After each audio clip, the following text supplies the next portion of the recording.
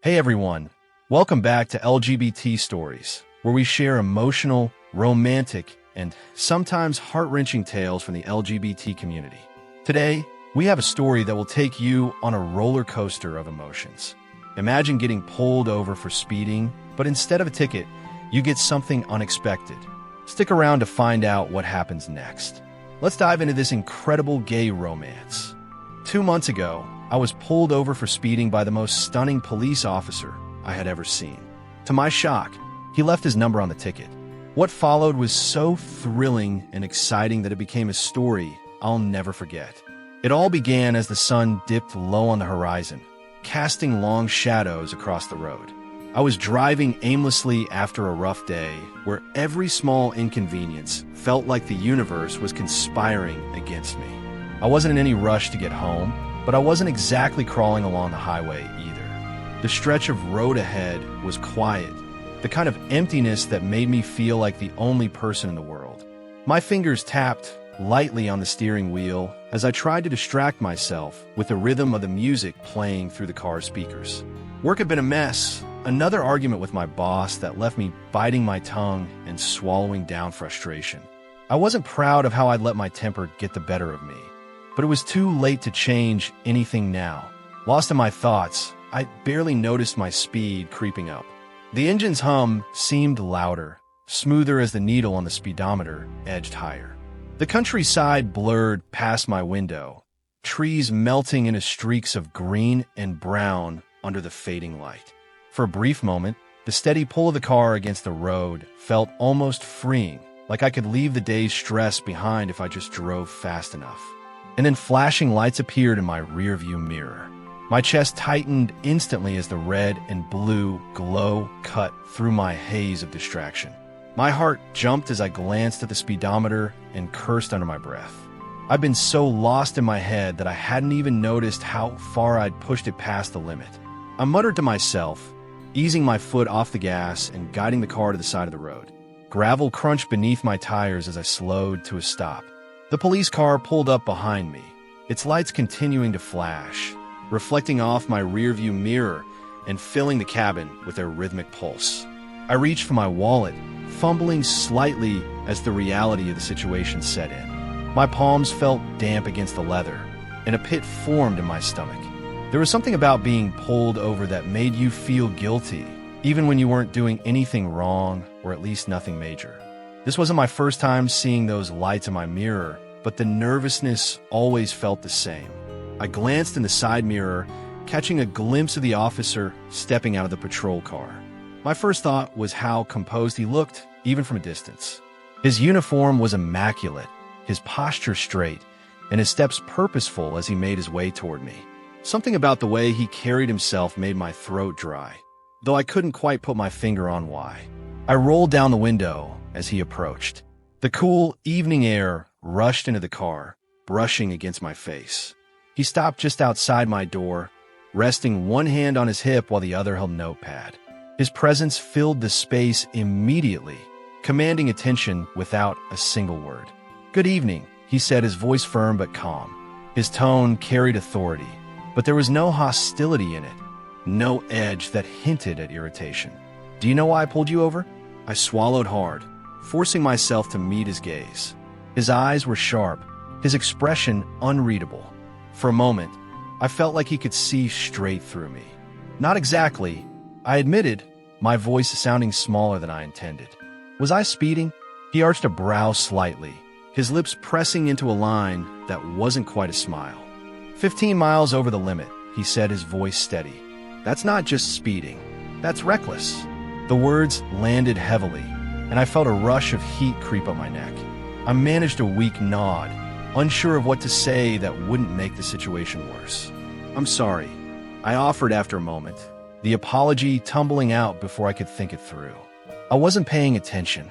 He didn't respond right away, his gaze flicking to the notepad in his hand.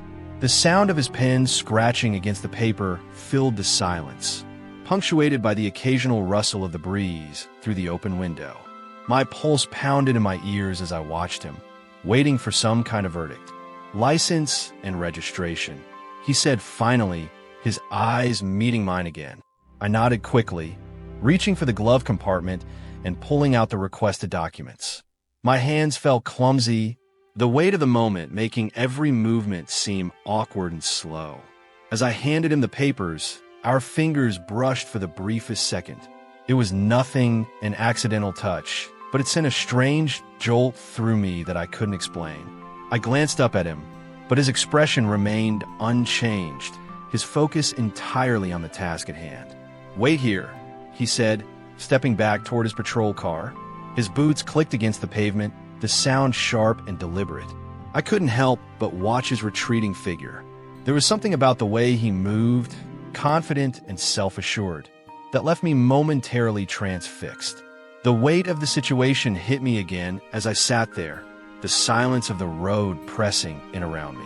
The ticket was inevitable, and I was already calculating the dent it would make in my budget. But beyond that, a different kind of tension lingered in the air, one I couldn't quite put into words. I didn't know what it was, but something about this encounter felt different. I sat there, gripping the steering wheel, trying to steady my breathing as I watched him walk back to his patrol car in the side mirror. My heart hadn't stopped racing since the moment those lights flashed in my rearview mirror. Even as the evening air cooled my skin through the open window, I felt a wave of heat coursing through me, fueled by a mix of nerves and something I couldn't quite name. I glanced down at my lap where my wallet rested, the edge of my driver's license still sticking out. It felt ridiculous how much weight this moment carried. And yet I couldn't shake the sensation that there was a kind of vulnerability in sitting there, waiting for someone to determine your fate, even if it was as small a thing as a speeding ticket. The seconds dragged, the hum of the idling patrol car behind me breaking through the silence like a low, steady drumbeat. My eyes flicked toward the ticket he'd started writing, his notepad resting on the passenger seat now. What was it about him that made this feel so charged? I'd been pulled over before. It was never fun, but it had never felt like this. I replayed our brief interaction in my mind, from the way his gaze had lingered a second too long to the subtle arch of his brow when I stammered out my excuse.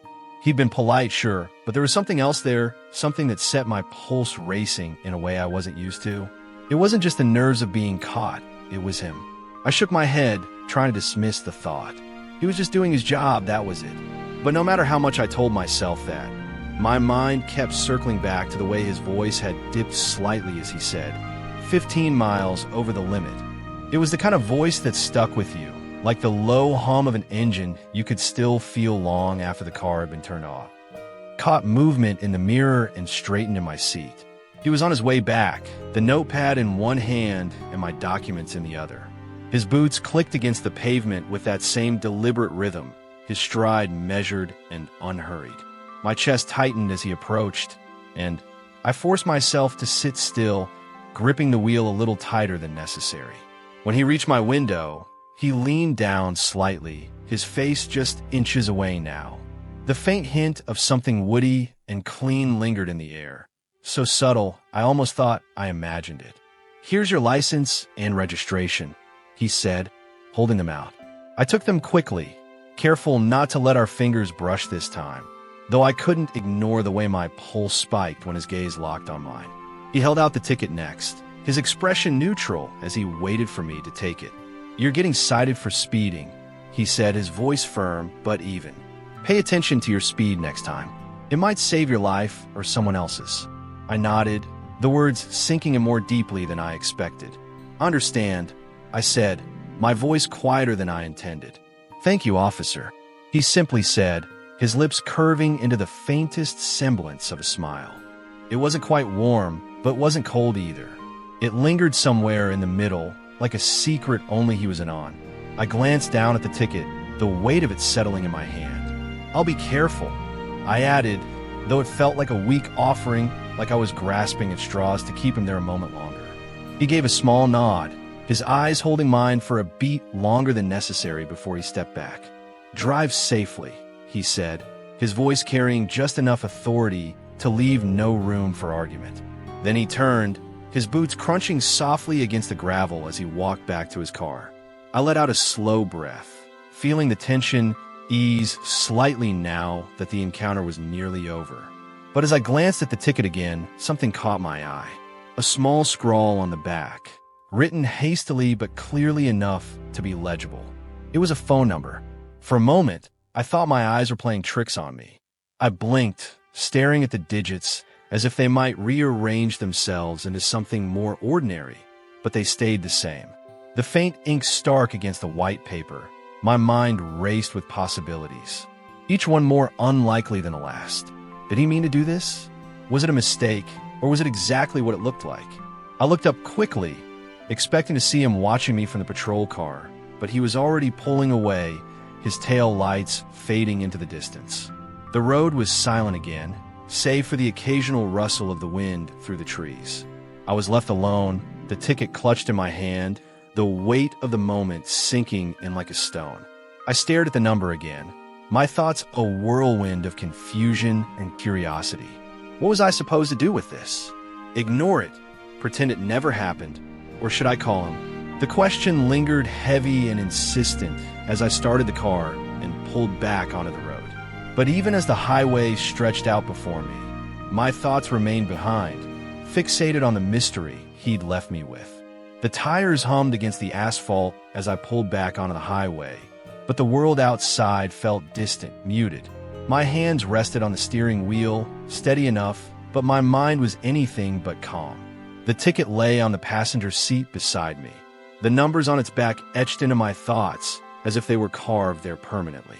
The sun had dipped lower, the sky awash in hues of orange and pink that should have been calming, but all I could think about was him, officer. The way he spoke, the way his gaze lingered just a moment longer than necessary, and, of course, the number. What did it mean? Why had he written it there? The questions spiraled, growing louder with every mile I put between us. The memory of our brief interaction replayed in my mind, detail by detail. I thought about the way he'd approached my car, his movements deliberate, exuding confidence in a way that was magnetic.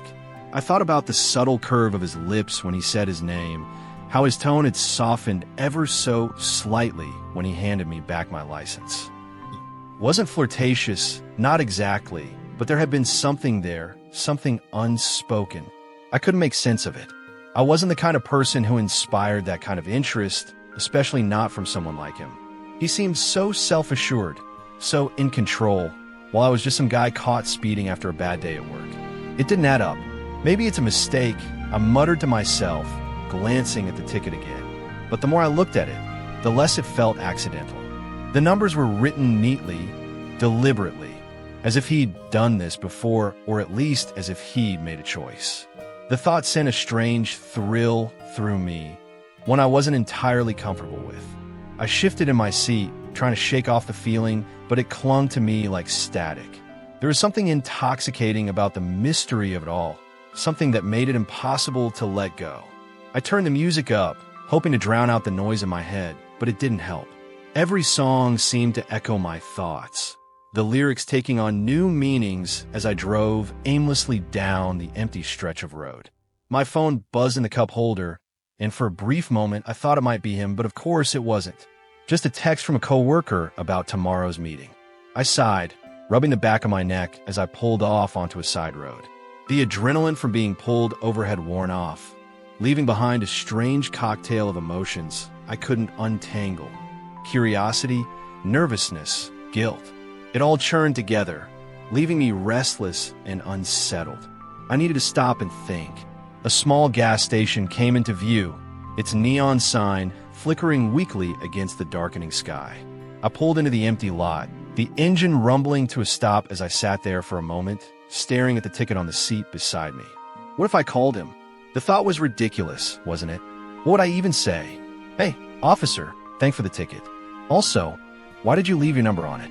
It sounded absurd, even in my head, but the more I tried to talk myself out of it, the more the idea took root. This wasn't just about curiosity anymore. It was about him. There was something about his presence, his calm, yet commanding demeanor, that lingered long after he'd driven away. He wasn't like anyone I'd encountered before, at least not in a way I could easily categorize, and that made him impossible to forget. I glanced at my phone. Its screen was dark, and unassuming as it rested in the cup holder. My thumb hovered over it, the weight of the moment pressing down on me like a lead blanket. What if I called and he didn't pick up? Or worse, what if he did and I completely embarrassed myself? The scenarios played out in my mind, each one more awkward than the last. But beneath the nerves, there was a spark of something else. Anticipation, maybe, or hope. It was a feeling I hadn't experienced in a long time, one that made my chest tighten in a way that wasn't entirely unpleasant. I wasn't sure what to do with it. The minutes ticked by, the stillness of the night growing heavier with every passing second. The gas station's fluorescent lights buzzed softly, casting a faint glow over the empty lot. I let out a long breath, staring at the ticket one more time before tossing it back onto the seat. "Get it together," I muttered, more to myself than anyone else. But even as I said it, I knew I wasn't ready to let this go. Something about this felt different, like a moment suspended in time, waiting for me to decide which way to turn. It wasn't just about the number or even about him. It was about the possibility of something unexpected, something that didn't fit neatly into the boxes of everyday life. And maybe that was worth taking a risk for. I stayed parked in that empty lot, the engine silent, the soft rustling of leaves outside, the only sound breaking through the quiet. The ticket sat on the passenger seat, taunting me like it knew it held more power than I cared to admit. I leaned forward, resting my elbows on the steering wheel, staring out at the dimly lit pumps of the gas station and the vast expanse of nothingness beyond. The question remained heavy and insistent. Why had he written his number? Why me? What was he expecting me to do? My thoughts replayed the encounter for the 100th time, combing over every detail in search of an answer. I remembered the slight pause before he handed me the ticket, the way his lips twitched upward like he was suppressing a secret smile. His tone had been professional, sure, but there was something softer beneath it, something I couldn't shake. It was maddening, trying to decipher what could have been just a passing moment for him, but had completely unraveled my evening. I rubbed my face with both hands, groaning quietly. "This is insane," I muttered, my voice muffled against my palms. Yet I couldn't deny that a part of me didn't want to let it go. I wasn't sure what it was, curiosity, attraction, or something else entirely. But it had sunk its claws into me, and no amount of logical reasoning could dislodge it. Pulling my hands away, I glanced at my phone again. It sat in the cup holder, dark and unassuming, as though it wasn't capable of setting my heart racing at the thought of what it could do. My fingers itched to pick it up, to dial the number, and put an end to this maddening guessing game. But every time I reached for it, hesitation pulled me back. What if I'd read everything wrong? What if it wasn't what I thought it was? The last thing I wanted was to make a fool of myself, or worse, to put him in an awkward position. He was a cop, after all. The power dynamics alone made my head spin. But then I thought about the way his eyes had lingered on mine, the warmth in his voice when he said, "Drive safely." It hadn't felt like a routine stop. It had felt personal. I sighed, leaning back in my seat as I stared up at the ceiling of the car. The fluorescent lights from the gas station cast a pale glow through the windshield, and I found myself tracing the edges of the light with my eyes, trying to focus on anything but the growing knot of anticipation in my chest.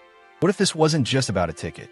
The thought hit me with a force I hadn't expected, sending a ripple of nervous energy through my body. It was ridiculous, wasn't it, to think that something as mundane as a speeding ticket could turn into something more? But then again, life had a funny way of throwing you curveballs when you least expected them, and this felt like one of those moments. My hand moved almost of its own accord, reaching for the ticket again. I flipped it over, staring at the numbers written in a quick, confident scroll. They weren't perfect. Some of the strokes were slightly uneven, as if he'd written it in a hurry, but they were unmistakably his. I traced the edges of the paper with my thumb, the rough texture grounding me as my mind raced ahead. What if I called him and he didn't pick up? Or worse, what if he did and I completely froze? The scenarios played out in my head, each one more disastrous than the last. But tucked between the fear and doubt was a little something else, hope. It was faint, like a spark buried beneath a pile of ash, but it was there, And for the first time in a long while, I let myself lean into it. Maybe this wasn't just about a ticket. Maybe it was a chance to break free from the monotony of my life, to step outside the safe, predictable routine I'd been clinging to for years. The thought scared me, but it also excited me in a way I hadn't felt in years. I glanced at my phone again. The dark screen reflected the faint glow of the gas station lights. My thumb hovered over it, the weight of the moment pressing down on me like a lead blanket. This was it, the crossroads. I could either let this go and chalk it up to a strange, fleeting moment, or I could take the risk and see where it led. The choice was mine, but as I sat there, staring at the phone and the ticket, I realized something. I wasn't ready to let this go. Not yet. Not until I knew for sure. With a deep breath, I picked up the ticket and slipped it into my wallet. The paper folded neatly into place as if it belonged there. I started the car, the low rumble of the engine breaking through the silence, and pulled back onto the road. The highway stretched out before me, dark and endless, but for the first time all night, I felt like I knew exactly where I was going. The drive back home felt surreal. The road unfolded in front of me like a path to nowhere and everywhere at once. The hum of the tires against the asphalt was the only constant as my thoughts drifted, circling back to him. Officer. His face, his voice, the confident way he carried himself. He pulled me over for speeding, but instead of the frustration I would normally feel, all I could think about was him. I kept replaying the moment he handed me the ticket. It wasn't just the number, although that was what had sent my mind spiraling. It was everything else. The way his eyes lingered on mine for a second longer than necessary. The way his tone softened when he told me to drive safe.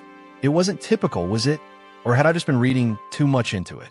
The lights of the city started to appear in the distance, a dull glow against the dark horizon. My grip on the steering wheel tightened as I thought about what lay ahead. I wasn't just going back to my apartment. I was going back to hours of second-guessing myself, staring at that ticket, wondering if I should call him. The idea made my stomach twist in knots, but at the same time, it filled me with a nervous kind of excitement. By the time I pulled into the parking lot of my building, the tension in my chest had settled into a dull ache. I killed the engine and sat there for a moment, the silence wrapping around me like a heavy blanket. The world felt still, almost too still, and the weight of my decision pressed down on me harder than ever. I reached for the ticket again, pulling it out of my wallet and staring at the number scribbled on the back. It looked the same as before, innocent and unassuming, but it felt like it was burning a hole through the paper. My thumb brushed over the ink, tracing the curves of the numbers, as if that might somehow give me the courage to dial them. What would I even say if he answered? "Hi, it's me, the guy you pulled over. Thanks for the ticket. Also, are you serious about this number thing?" It sounded ridiculous, and the thought made me cringe. But as much as I tried to convince myself that this was a bad idea, I couldn't shake the pull I felt toward him. The door to my apartment creaked as I pushed it open. The faint scent of coffee and books greeted me like an old friend. I tossed my keys on a counter and sank onto the couch, the ticket still clutched in my hand. My phone sat on the coffee table, its screen dark and silent, waiting for me to make a move. I leaned back, staring at the ceiling as my mind raced. The logical part of me screamed to let this go, to throw the ticket away and forget this ever happened. But another part, the part that hadn't felt this alive in years, was begging me to take the chance. What did I have to lose, really? Minutes turned into an hour as I sat there, the internal debate raging on. I told myself I was just tired, that the weight of the day was making me overthink everything, but deep down I knew that wasn't true. This wasn't just about being tired or stressed. This was about him. I picked up my phone. The smooth surface was cold against my palm. My thumb hovered over the keypad. The ticket lay open on my lap like a silent dare. My heart pounded, each beat echoing in my ears as the moment stretched on. I could feel the pull of it, the anticipation building like a tidal wave, ready to crash. With a deep breath, I started to type the number. My hands were shaking slightly, the adrenaline coursing through me, making it hard to steady them. I double-checked each digit, my mind racing with 1,000 possible outcomes.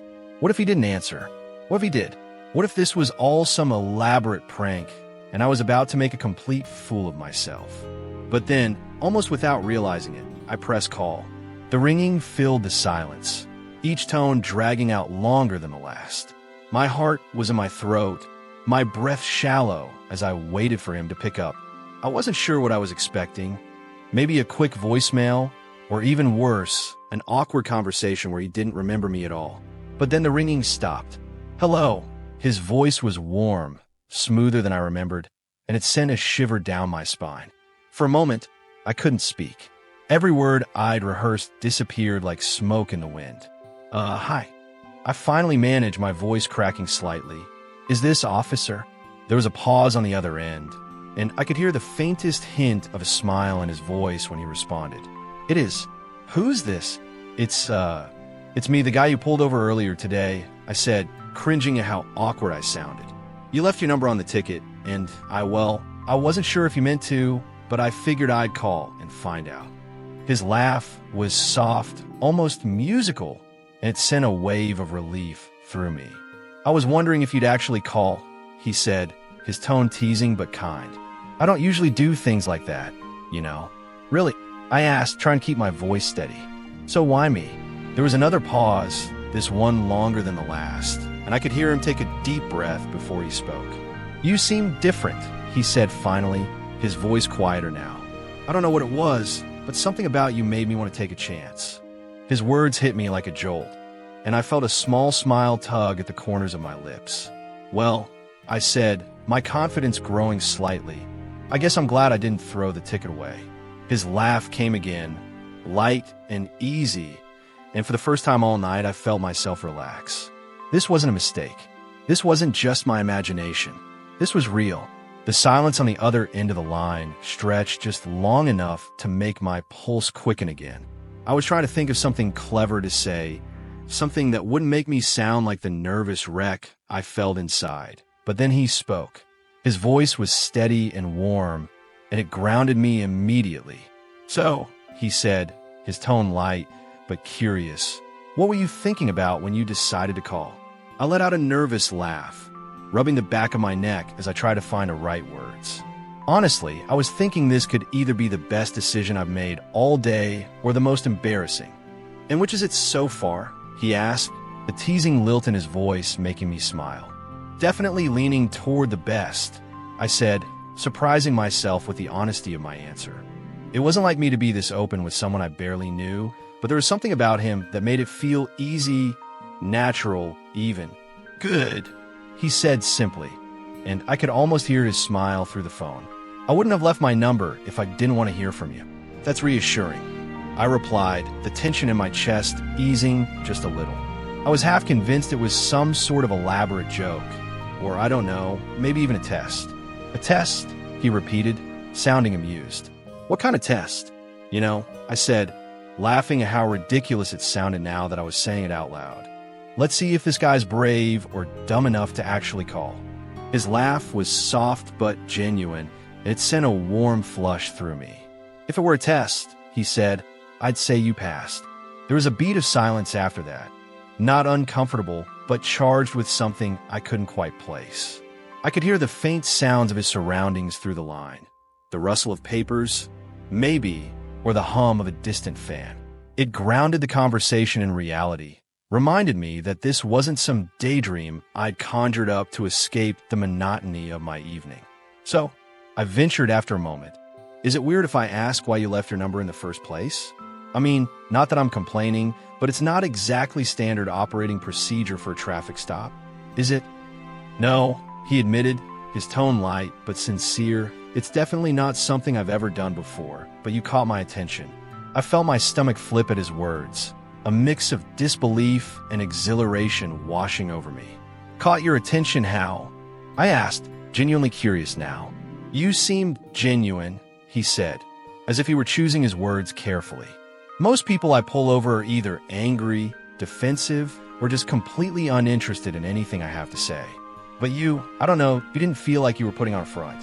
Well, I was definitely caught off guard, I said, chuckling softly.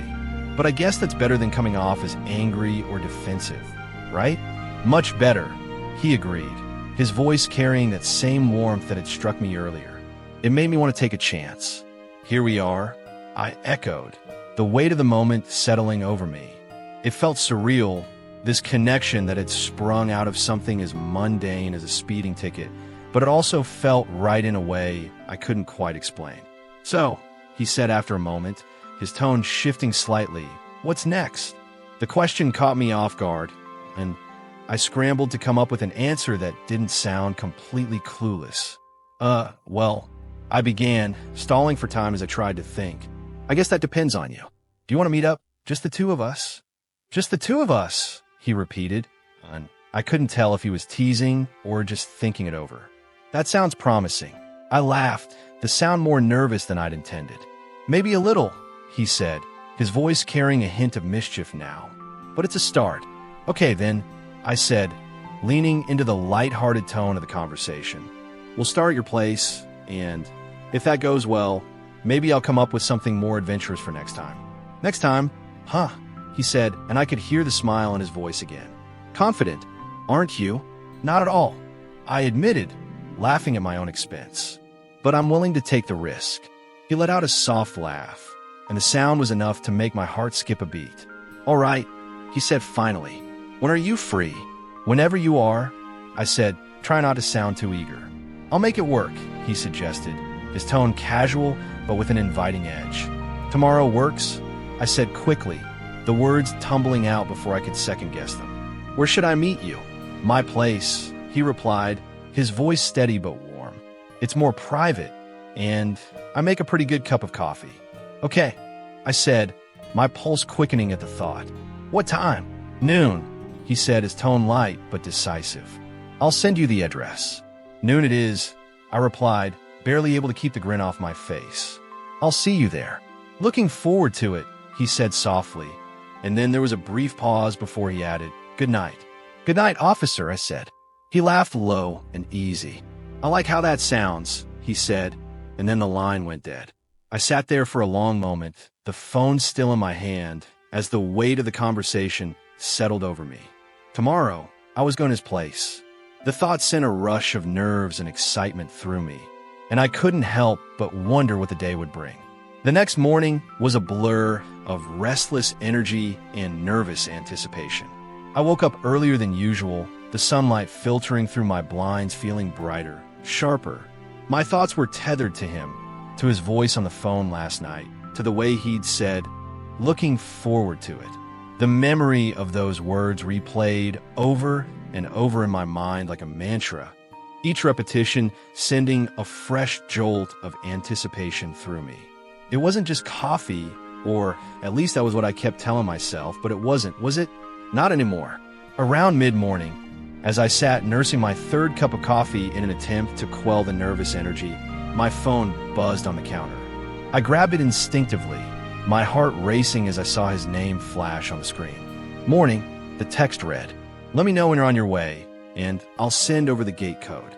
For a moment, I just stared at the message, a small, nervous smile tugging at the corners of my lips. This was happening. There was no backing out now.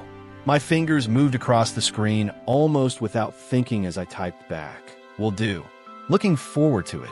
His reply came almost instantly, and I couldn't help but smile as I read it. "Me too." I read the message twice, the words settling over me like a warm blanket.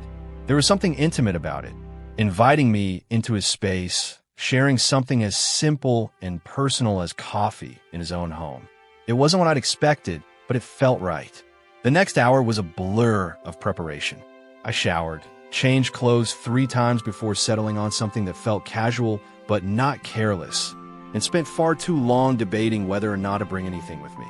Flowers seemed too much, a bottle of wine way too much. I eventually settled on nothing, figuring it was safer to keep things simple.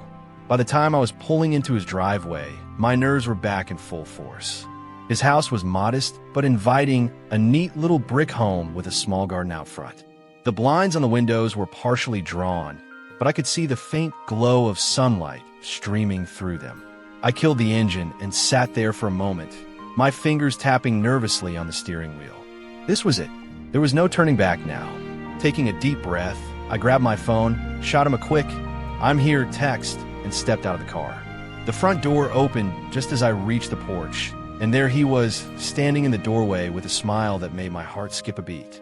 He was dressed casually in jeans and a fitted sweater, his hair slightly tousled as if he hadn't spent too much time fussing over it. The look suited him, made him seem even more grounded, more real. "Hey," he said, his voice warm and welcoming as he stepped aside to let me in. "Hey," I echoed, my voice steadier than I felt as I crossed the threshold. His house was cozy, the kind of space that felt lived in but not cluttered. A soft gray couch sat in the living room, flanked by bookshelves filled with paperbacks and framed photos. The faint aroma of freshly brewed coffee hung in the air, mingling with the subtle scent of cedar wood from a nearby candle. "Make yourself comfortable," he said, gesturing toward the couch. "I'll grab the coffee." I nodded, sitting down on the edge of the couch and trying to ignore the fluttering in my chest. From the kitchen, I could hear the soft clink of mugs and the sound of the coffee pot being set down. "You've got a nice place," I called out, hoping to fill the silence. "Thanks," he replied, his voice carrying over the sounds of his movements. "It's nothing fancy, but it worked for me." A moment later, he appeared in the doorway, a mug in each hand. He handed one to me before sitting down on the opposite end of the couch, tucking one leg beneath him as he settled in. For a while, we just sat there, the warmth of the coffee and the quiet intimacy of the moment wrapping around us like a cocoon. I could feel his eyes on me every so often, but he didn't say anything, didn't rush to fill the silence. "So," he said finally, his tone light but curious, "did you think I was crazy when I left my number on that ticket?" The question caught me off guard, but I couldn't help but laugh at the memory. Honestly, yeah, a little. I wasn't sure if it was real at first. He tilted his head slightly as he studied me. "And now I'm glad I called," I said simply, my voice carrying a sincerity that surprised even me. His lips curved into a small smile, and for a moment, the air between us felt impossibly heavy, charged with something unspoken. I wanted to say more, to find the words to explain what this moment felt like, but I couldn't. All I could do was sit there, lost in the quiet pull of his presence. The quiet tension between us lingered in the air, stretching out like a thread that neither of us dared to cut. Cole's smile remained soft and knowing, as though he could read the unspoken thoughts racing through my mind. I sipped my coffee, the warmth settling in my chest, but it wasn't the drink that had my pulse quickening. It was him. "So," he said, breaking the silence, his tone playful but with an undercurrent of something deeper, "are you going to keep staring at me? Or are you actually going to tell me what you're thinking?" I hesitated, caught off guard by his directness. The truth danced on the tip of my tongue, but voicing it felt like stepping off a ledge. "I'm thinking that this feels surreal," I admitted finally, my voice quieter than I intended. "Surreal how?" he asked, his eyebrows lifting slightly. "Just everything about this," I said, gesturing vaguely. "I don't know if I expected this to happen, but now that it has, I can't seem to stop thinking about it." His expression softened, and he leaned back against the armrest of the couch, cradling his mug in his hands. "You're not the only one," he murmured, his gaze dropping briefly before meeting mine again. The confession hung between us, unspoken feelings and thoughts weaving a fragile thread that tethered us together. My heart pounded, my breath catching as I watched him carefully set his mug down on the table. "Do you always do this?" I asked again, my voice trembling slightly as I gestured toward him. "Leave your number on speeding tickets?" Cole's laugh was low and warm, sending a ripple of heat through me. "No," he said, shaking his head. "You're the first." The weight of his words hit me, grounding me in the moment. "What?" I leaned forward slightly, my hands resting on my knees, my eyes held his unwavering and intense gaze. "Because you intrigued me," he said softly. "Because when I pulled you over, there was something about you I couldn't ignore." I swallowed hard, his honesty unraveling the last remnants of my hesitation. I set my mug down beside his, shifting slightly closer to him on the couch. "And now?" I asked, my voice barely above a whisper. His lips parted, but he didn't answer right away. Instead, He leaned in, the space between us shrinking until I could feel the warmth of his breath against my skin. "Now," he murmured, his voice low and steady. "I'm still figuring that out." His hand brushed against mine, tentative but deliberate, and a shiver ran through me at the contact. Slowly, I turned my hand over, letting my fingers brush against his before lacing them together. The simple gesture felt like a spark, igniting something bigger, something I couldn't contain even if I wanted to. His gaze flicked to our joined hands before meeting mine again, his expression unreadable but charged with an intensity that made my chest tighten. "This is crazy," he said, but there was no conviction in his voice, only a quiet wonder that mirrored my own. "Maybe," I replied, my thumb tracing small circles on the back of his hand. "But it doesn't feel wrong." He had a small, hesitant smile on his face, and for a moment, I thought he might pull away. But instead, he leaned in closer, his free hand coming to rest lightly on my arm. The touch was gentle, almost hesitant, but it sent a wave of heat coursing through me. "Cole," I began, but the rest of my words dissolved into nothing as his lips brushed against mine. The kiss was tentative at first, a soft meeting of lips that carried more questions than answers. But as the seconds passed, it deepened, the tentative exploration giving way to something more urgent, more consuming. His hand moved to the back of my neck, his fingers tangling in my hair as he pulled me closer. I let myself sink into the moment, my hands finding his waist and holding him gently. The world outside his cozy living room faded away, leaving only the quiet hum of my heartbeat and the warmth of his body against mine. Somewhere in the haze of our embrace, he shifted, guiding me back against the cushions of the couch as he leaned over me. His fingers trailed over my skin, leaving a trail of fire in their wake. I couldn't get enough of him, the way he kissed me, the way he moved with such purpose and intent. "You're incredible," I murmured, my voice barely audible against his lips. He pulled back slightly, his eyes meeting mine. There was a vulnerability in his expression that made my chest ache. "I don't usually do this," he admitted softly, his fingers brushing against my jaw. "Neither do I said, my hand resting against his cheek. "But I'm glad we're here." His lips curved into a small smile, and he leaned down to kiss me again, his body pressing closer to mine. The weight of him, the warmth of his skin against mine, felt like a balm to something I hadn't realized was broken. The moments stretched into one another, a tangle of soft touches and whispered words, each one pulling us deeper into the connection we were building. Cole's kisses trailed along my jaw, down to my collarbone. I let out a soft groan as his hands explored with increasing confidence. The intimacy was unlike anything I'd ever experienced, intense and consuming, yet tender and grounding. It was as if we were peeling away the layers of our defenses, exposing parts of ourselves we hadn't shown anyone else. As the night deepened, the boundaries between us blurred, and the vulnerability we shared only made the connection stronger. Cole's hands, his lips, his quiet murmurs of my name, they were all imprinted on my senses, leaving me completely captivated by him. For the first time in a long time, I felt completely seen, completely wanted.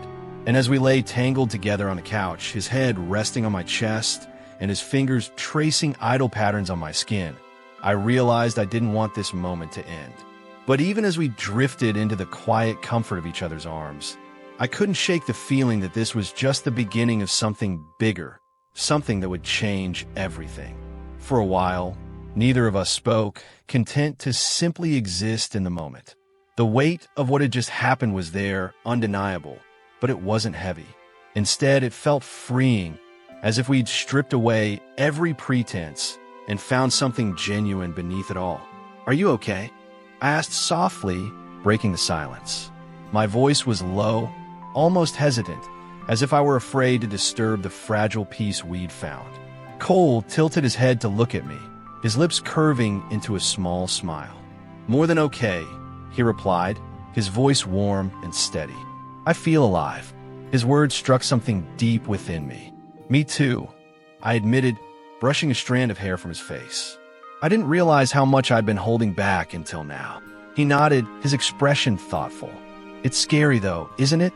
Letting someone in like this. It is, I agree, my fingers tracing the curve of his shoulder. But it's also worth it. He studied me for a moment, his gaze searching mine. You're not what I expected, he said softly. I raised an eyebrow, a teasing smile playing on my lips. What did you expect? I don't know, he admitted, his smile widening. Not this. Not someone who makes me feel like this. His words sent a warmth through me that I couldn't quite explain. I leaned down to press a kiss to his forehead, my lips lingering there for a moment. You make me feel the same way, I said, my voice barely above a whisper. We stayed like that for a while, wrapped in each other's arms, the firelight casting a soft glow over the room. It felt as if time had slowed, the outside world fading into insignificance. What happens now? Cole asked eventually, his voice breaking through my thoughts. He shifted slightly, propping himself up on his elbow to look at me. I hesitated, the weight of his question settling over me. I don't know, I admitted honestly, but I don't want this to be a one-time thing. His eyes softened, and he reached out to cup my cheek. Neither do I, he said, his tone resolute. But this isn't going to be easy. I nodded, knowing he was right. There was so much to consider, so many potential obstacles in our path.